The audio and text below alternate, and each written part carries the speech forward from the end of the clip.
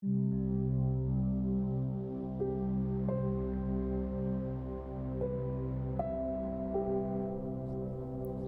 is a very forgiving material and medium.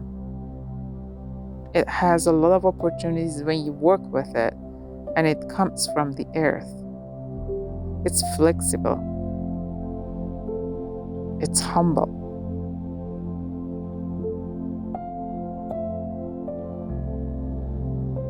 My name is Aitak Sorahitalab, and I'm originally from Iran. I'm a visual artist based in Holland Landing, Ontario. I started as a pottery teacher, and then I went to the head office eventually. I managed pottery teachers in that organization. Then I moved to Canada. I was very active in two sides, working with children and working with marginalized group of people a lot through projects and providing cultural opportunities or art opportunities for them. Craft is deeply rooted in Iranian culture. But in these days, rapidly changing world and under political restrictions, artists and artisans face challenges receiving visibility and support, and sometimes pushed to margin. As an artist, as a woman, it was really hard to live, to practice, and to work there. Not enough freedom, not enough artistic freedom or sociological freedom.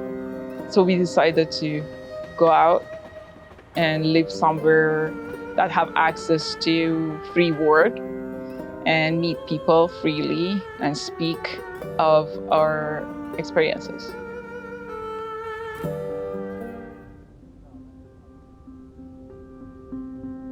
Affordable housing for newcomer, it's a big problem. We didn't know even where to rent a space, like where you should settle. So we lived with our friends for 9 months, I believe, then moved to North York and then Lakeshore and then here, which is quite far from Toronto. And we didn't have any choice, basically. This was all kind of forced because of affordability.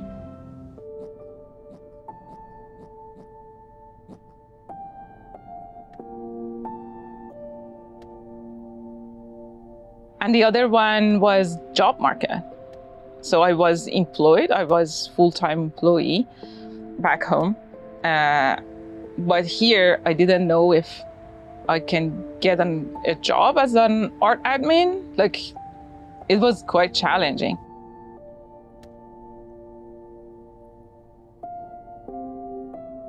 We expected to be accepted as experienced people because the program was called skilled workers.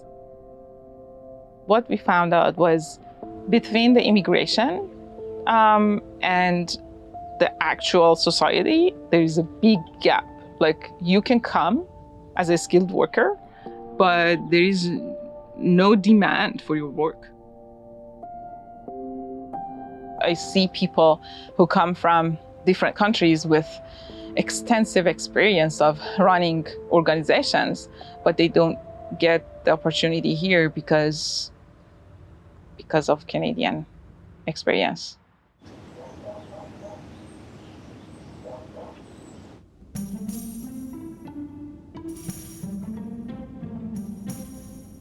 When we arrived in Canada in 2013, we acknowledged this gap for newcomer artists, and we decided to found IRSA to support them and to advocate for them. We saw this as community art project. So we continued doing this for, I believe, 5 years, 6 years, and then COVID hit. And we lost funding, and we had a series of online workshops, but then we stopped.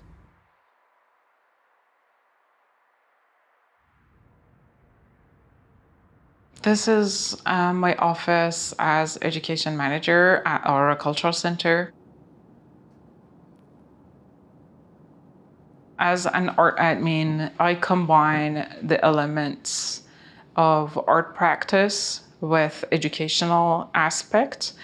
I try to bring different art practices and diverse people with different art narratives to the community of Aurora.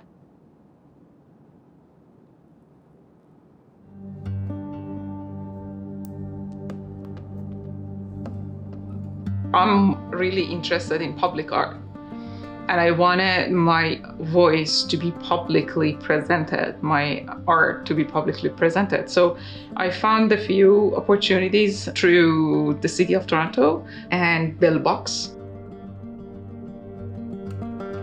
I started with one located in Willowdale that a lot of Iranians live there.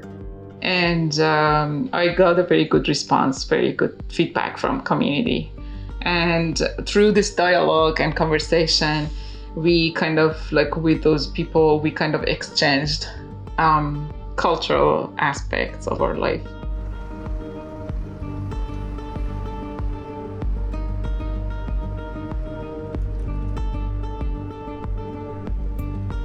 This installation is based on my life story. It's a combination of ceramic figures that I created with pottery wheel. I photographed the scenes and the sets, and I added narrations based on what stories each set tells you.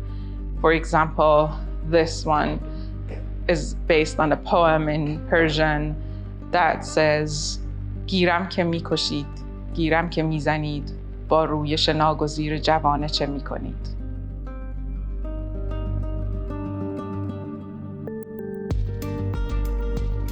This figure represents a 9-year-old Kian Pirfalak who got shot by police during a rally, during a protest back home in Iran 2 years ago. And this is his mom, who is still fighting for freedom and fighting for justice for him and for the other children who got killed during this movement. These figures represent censorship, but also represents the slogan, Woman, Life, Freedom. So I hope that sometime they don't get censored. Nor women, nor life, nor freedom.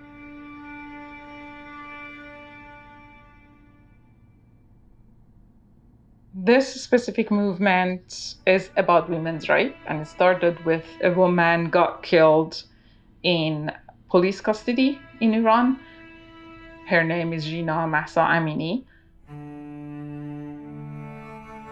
People just were outraged about this incident and went to the streets of Iran, and they were protesting wildly. And of course, it's been 45 years that women are fighting for freedom. A group of us artists and activists got together in front of Parliament here in Toronto, and we called her as a symbol to show the support.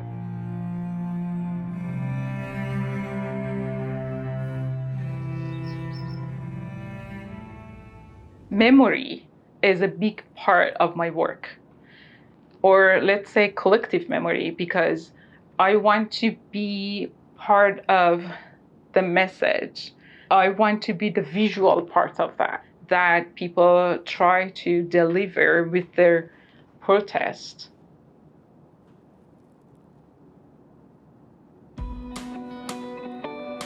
I'm having a workshop coming up soon for newcomer artists in York region, and this is about introducing the art scene and the grant bodies to the newcomer artists who don't have any experience as creative as an art admin or art artist in Canada.